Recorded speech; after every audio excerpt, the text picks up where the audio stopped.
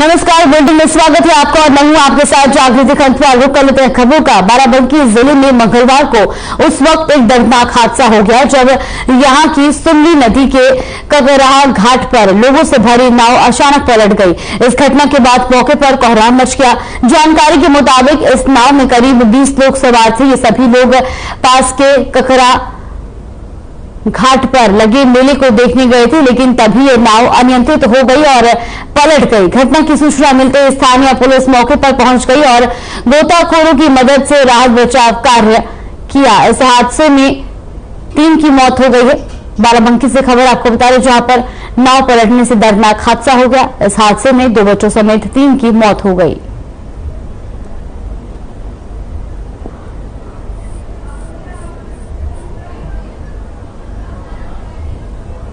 हाँ, जो रामू जो है ककराहा का नाव चलाने वाला था, चलाता था, लेकिन वो नाव सुबह बोर करके रामनगर अपना ऑटो बनवाने चला गया था और कह रहा था नाव जर्जर है, चलाएंगे नहीं, लेकिन कोई दूसरा लोग इसको निकाल करके वो चलाने लगा। देखिए, ये वही ककराहा घाट है जिस घाट से 20 लोग नाव पर सवार होकर मेला देखने के लिए नदी पार कर रहे थे।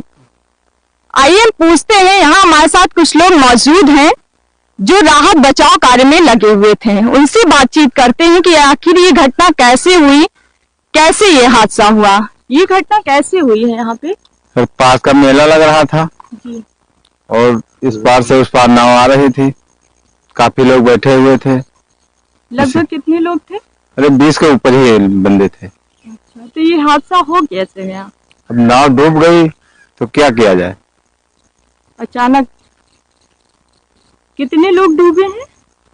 3 लोग डूबे हैं। अच्छा, 3 लोगों की जाने गए। हाँ, सुरक्षित कितने लोग बचे? सुरक्षित तो सारे हैं, 15-16 लोग, लेकिन 3 लोग डूब गए। बचाया किसने है इन लोगों को? कैसे क्या हुआ? गांव किनारे रहा, मेला भी लग रहा था, तो जितने जानकारी में जितने देखी वो सब दौड़ कूदन पड़े कि जी का बचा पाओ का बचा लियो। और यहाँ पुलिस हाँ, पुलिस भी है।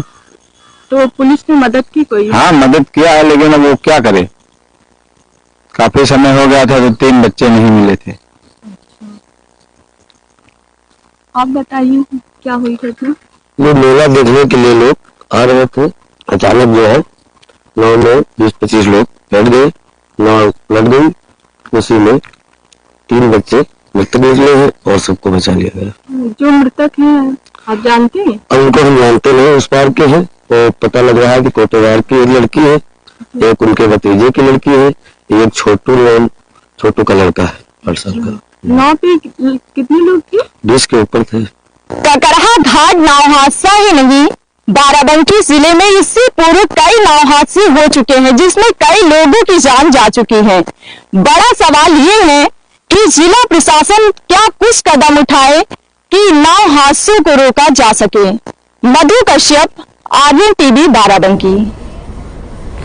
वहीं दिल्ली से खबर आ रही है, जहां पर आपको बता दें कि एनसीआर समेत उत्तर भारत के कई इलाकों में देर रात भूकंप के झटके महसूस किए गए। वहीं बुलंदशहर में भी इसका असर देखने को मिला, जहां देर रात करीब 2 बजे भूकंप के झटके महसूस किए गए। रेक्टर स्केल पर इसकी तीव्रता 6.3 मापी गई। साथ ही 10 सेकंड की हलचल भी महसूस की गई। हालांकि अब तक कोई नुकसान की खबर नहीं आई है। बता दें कि भूकंप आने की पुष्टि खुद एनसीएस ने सोशल मीडिया पर की है। तो बुलंदशहर से खबर आपको बताएं, जहां उत्तर भारत के कई इलाकों में भूकंप के झटके महसूस किए गए, तो वहीं 6.3 की तीव्रता के भूकंप के झटके महसूस किए गए।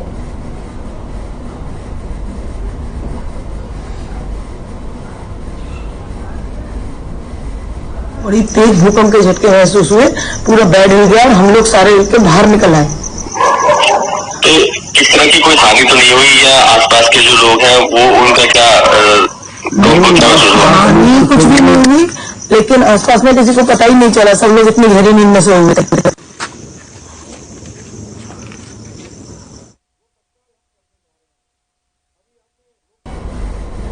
हमीरपुर जिले में एक दर्दनाक नजारा देखने को मिला है, जहां रेलवे ट्रैक पर कटे पड़े शख्स के शव को कुत्ते नोचकर खा रहे थे। बताया जा रहा है कि घंटों तक उसका शव ट्रैक पर पड़ा रहा। रेल के कटा शव किसी अधेड़ उम्र के शख्स का लग रहा है। हालांकि अभी तक उसकी पहचान नहीं हो सकी है। फिलहाल रेलवे के कर्मचारी ने शव को ट्रैक से हटा दिया है। सूचना मिलने पर स्थानीय पुलिस मौके पर पहुंची और शव की शिनाख्त करने की कोशिश की जा रही। तो हमीरपुर से खबर आपको बता दें, जहां पर रेलवे ट्रैक पर दर्दनाक हादसा हो गया। ट्रेन से एक शख्स की कटकर मौत हो गई। तो मौके पर पहुंची स्थानीय पुलिस शव की शिनाख्त करने की कोशिश कर रही है।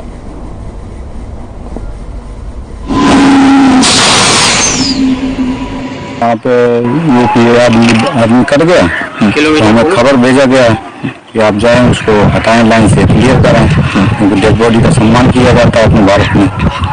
तो उसको हमने हटा के क्लियर कर दिया। इसके बाद अपने अधिकारियों को सूचना कर दिया। मैंने देखते थाने भेज रहे हैं। बस हमारा इतना काम करके आप पता।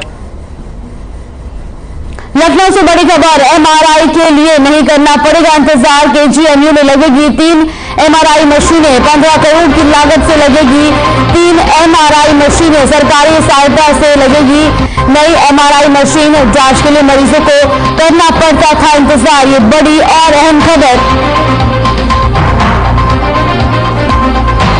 लखनऊ से बड़ी खबर आपको बता दें, जहां पर एमआरआई के लिए इंतजार नहीं करना पड़ेगा। केजीएमयू में लगेगी 3 एमआरआई मशीनें। 15 करोड़ की लागत से ये मशीनें लगाई जाएंगी। सरकारी सहायता से लगेगी एमआरआई मशीनें। जांच के लिए पहले मरीजों को इंतजार करना पड़ता था, लेकिन अब इंतजार नहीं करना पड़ेगा।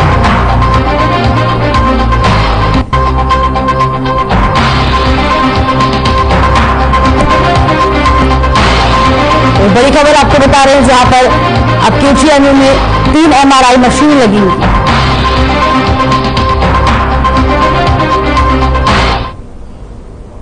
खबर मिर्जापुर से है, जहां प्रमुख सचिव स्वास्थ्य मंत्री आलोक कुमार ने मंडलीय अस्पताल का निरीक्षण किया। इस दौरान उन्हें डेंगू वार्ड के साथ साथ बच्चा वार्ड में कई खामियां मिली, जिसके बाद उन्होंने कमियों को दूर करने के दिशा निर्देश दिए।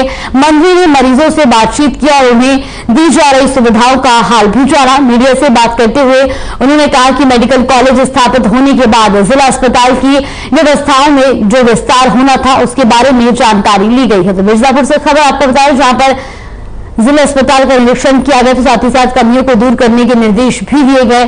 मरीजों को हर सुविधा मुहैया कराने की बात भी कही गई।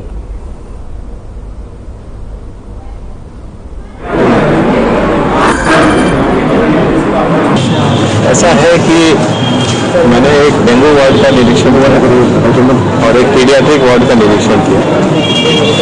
ये मेडिकल कॉलेज जब से स्थापित हुआ है उसमें क्या चेंजेस आए हैं जिला अस्पताल के बाबत, और इसके एक्सपेंशन में कुछ काम और करना है। एक 200 बेड का अस्पताल, 160 बेड का, हाँ 200 बेड का एक अस्पताल भी बनना था, वो अभी तक नहीं चालू हो पाया।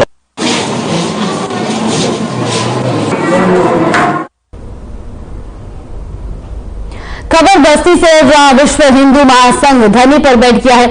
साथ ही जिलाध्यक्ष ने थाना अध्यक्ष के अलावा 3 पुलिसकर्मियों पर लापरवाही के गंभीर आरोप लगाए हैं। उनका कहना है कि गयापुर गांव में आए दिन गौकशी होती रहती है और उन्हें खबर मिली थी कि गांव में रात में 4 गौवंशों का वध किया गया है, जिसमें से एक गौवंश का शव अभी भी वहीं पड़ा है। स्थानीय लोगों ने जब गौवंश का शव देखा तो इलाके में तनाव का माहौल हो गया, जिसके बाद एसडीएम मौके पर पहुंचे और पूरे मामले में पुलिस की लापरवाही को देखते हुए थाना अध्यक्ष, एसआई और 2 कांस्टेबल को तत्काल प्रभाव से निलंबित कर दिया गया है। एसडीएम ने कहा कि आरोपियों के खिलाफ सख्त कार्रवाई की जाएगी। तो बस्ती से खबर आपको बता रहे, जहां पर गौवंशी मामले पर कार्रवाई हुई और इस मामले में थाना अध्यक्ष समेत 3 पुलिसकर्मियों को निलंबित किया गया। तो कुल 10 लोगों को इस मामले में गिरफ्तार भी किया गया है।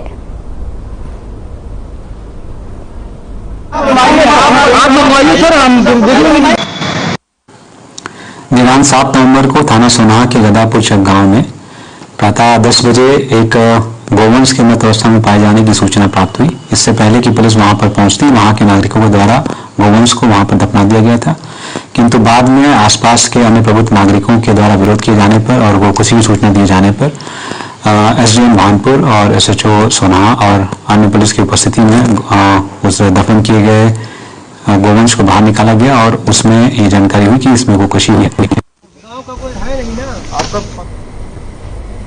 खबर वाराणसी के लक्सा थाने से है, जहां तैनात उप निरीक्षक अजय यादव पर बाइक सवार 3 बदमाशों ने हमला कर दिया और गोली मारने के बाद पिस्टल लूटकर फरार हो गए। पुलिस ने मामला दर्ज कर लिया है और आरोपियों की तलाश की जा रही है। तो वाराणसी से खबर आपको बता दें, जहां पर बदमाशों ने उप निरीक्षक पर हमला किया, गोली मारकर घायल किया, तो साथ ही साथ सरकारी पिस्टल लेकर बदमाश फरार हो गए।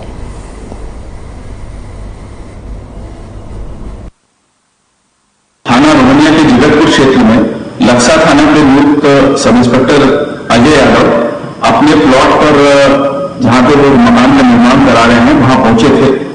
अब तक की प्राप्त जानकारी के अनुसार 3 अज्ञात युवकों के द्वारा उनके ऊपर फायरिंग की गई और उनको गंभीर रूप से घायल कर दिया गया। उनके इलाज के लिए अभी वरिष्ठ अधिकारी उनको रश किए हैं हॉस्पिटल के लिए, जहां पे उनकी कंडीशन क्रिटिकल बट स्टेबल बताई गई है।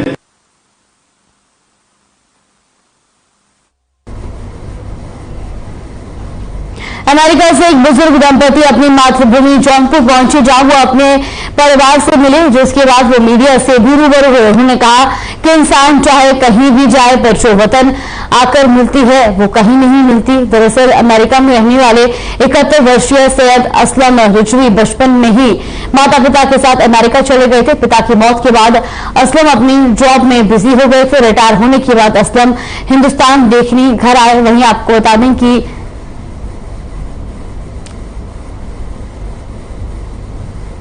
असलम जौनपुर के मछली शहर पहुंचे और कस्बे में पता कर अपने खानदान के लोगों से मिले। जौनपुर से खबर आपको बताएं, जौनपुर में हमारे वालिद जो ददियाल जिसे कहते हैं, ये हमारा ददियाल है और वालिद साहब का तो इंतकाल हो गया खैर, लेकिन ये कि एक बहुत ज़माने से ये ख्वाहिश थी दिल में और हम तो तकरीबन उम्मीद हार चुके थे, लेकिन हमारी जो वजह है उन्होंने हिम्मत दिलाई आखिर वक्त तक। वरना हम सोच रहे थे कि हम कहाँ जाएंगे, कुछ पता नहीं था हमको कि कैसे कुछ कोई करीब मिला पाएंगे। लेकिन ये कि यहाँ पर आने के बाद हमें महसूस हुआ कि बहुत प्यार देने वाले लोग भी मौजूद हैं और उन्हीं की वजह से ये आज हमारा दिन बहुत अच्छा गुजरा और हमारे पास अल्फाज नहीं है कि उनका किस तरह शुक्रिया अदा करें। कहूंगी अपना वतन, अपनी मिट्टी, वो खुशबू खींच ले आती है। क्या उम्मीद थी कि हाँ मिल जाएगा, वतन मिलेगा, ऐसा कुछ? जिस तरह से मिस्टर अखिलेश ने बात की मुझसे, तो उसे तो बहुत उम्मीद थी, क्योंकि जिस तरह से उन्होंने सवाल पर्टिनेंट क्वेश्चंस पूछे और उनकी आवाज में एक तरह से सुलझाव था और तसल्ली देने वाली बात थी, तो इसलिए आई वाज वेरी ऑप्टिमिस्टिक। जाइए आप लोग भी।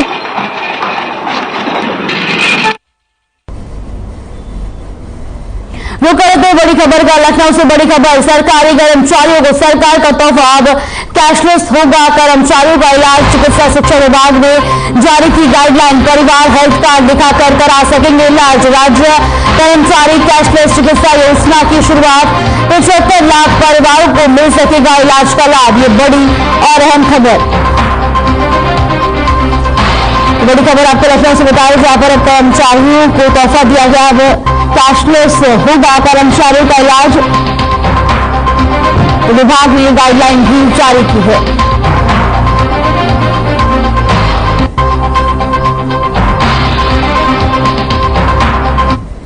खबर चंदौली के जिला मुख्यालय से है, जहां किसान यूनियन के नेता राकेश टिकैत ने जनपद के किसानों को संबोधित किया। इस दौरान उन्होंने सरकार की नीतियों का विरोध करने के लिए मुखर होने की बात कही। उन्होंने प्रेस कॉन्फ्रेंस के दौरान बताया कि चंदौली के किसानों का धान रामपुर में बिकता है। लगभग 11,000 किसानों का फर्जी रजिस्ट्रेशन कराकर सरकार लगभग 200 करोड़ रुपए का गोलमाल कर रही है। तो चंदौली से खबर आपको बताएं, जहां पर राकेश टिकैत ने सरकार पर हमला बोला। उन्होंने कहा कि विपक्ष की कमी से सरकार बनी तानाशाह।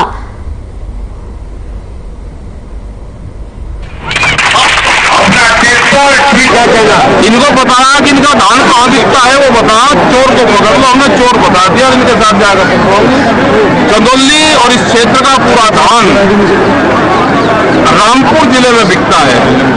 करीब 200 से ज्यादा करोड़ रुपए का एक सीजन का घपला है, पकड़ना चाहिए। 11,000 फर्जी किसानों के नाम से वहां पे 23 साल से वो धान तुल रहा। यहाँ का धान सस्ते में खरीदता है, जो भी यहाँ से मोटा धान खरीद के जाता है वो ज्यादातर रामपुर में इन जिलों में जाकर बेचते हैं किसान के नाम पर। वो खेत में भी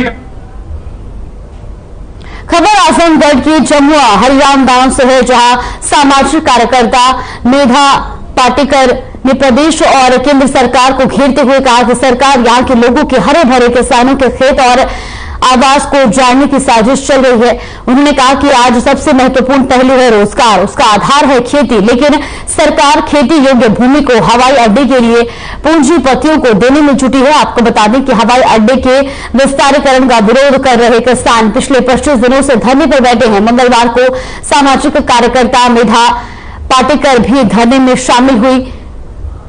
तो आजमगढ़ से खबर आपको बता रहे हैं, जहां पर सामाजिक कार्यकर्ता ने आरोप लगाए हैं, मेधा पाटेकर ने सरकार पर आरोप लगाए हैं। तो एयरपोर्ट के विस्तारीकरण को लेकर उन्होंने बयान भी दिया है।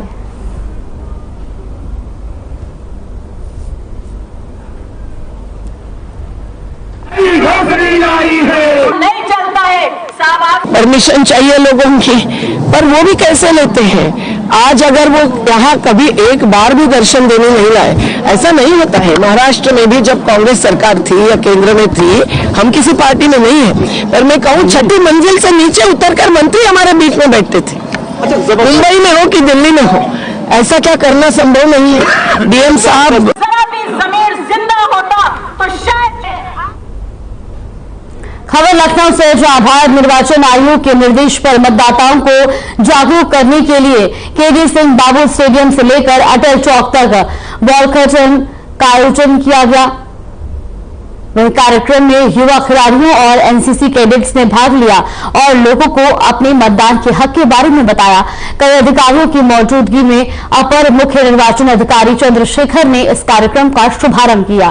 तो लखनऊ से खबर आपको बताएं, जहां पर युवाओं ने लोगों को जागरूक किया, तो वहीं मतदान को लेकर जागरूक किया गया।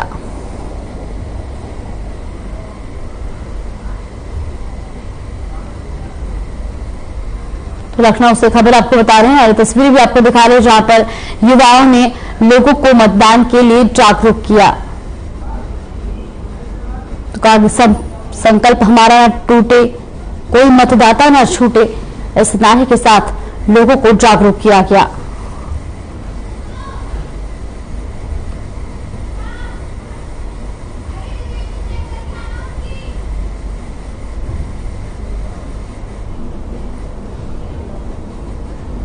वो कहते हैं बड़ी खबर का। लखनऊ से बड़ी खबर, यूपी राज्य सड़क परिवहन ने लिया निर्णय, साधारण बसों की सीटें भी ऑनलाइन होंगी बुक। साधारण बसों में ऑनलाइन बुकिंग की तैयारी, 15 नवंबर से ऑनलाइन बुकिंग की तैयारी। यूपीएसआरटीसी की वेबसाइट बुक कर सकेंगे सीट। लंबी दूरी की 2400 बसों को किया गया चिन्हित, ऑनलाइन upsrtc.co.in पर बुक कर सकेंगे सीट। ये बड़ी और अहम जानकारी। तो बड़ी खबर आपको बता रहे हैं लखनऊ से, जहां साधारण बसों की सीटें भी ऑनलाइन बुक की जा सकेंगी। साधारण बसों में ऑनलाइन बुकिंग हो सकती है। 15 नवंबर से ऑनलाइन बुकिंग की तैयारी की जा रही है। यूपीएसआरटीसी बसों को अब ऑनलाइन बुक किया जा सकेगा।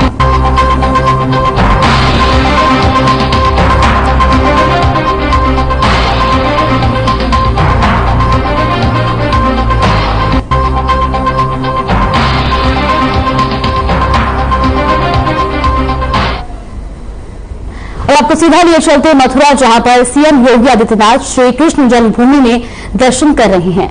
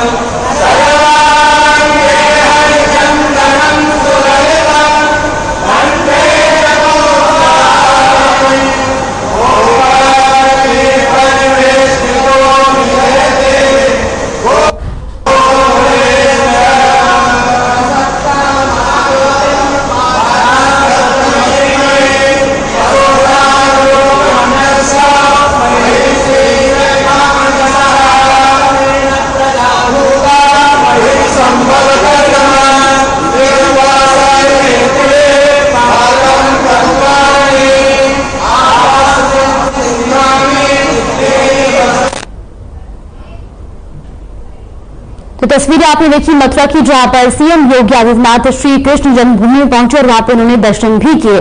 फिलहाल बुलेटिन में बस इतना ही। आप बनी रहिए हमारे साथ। नमस्कार।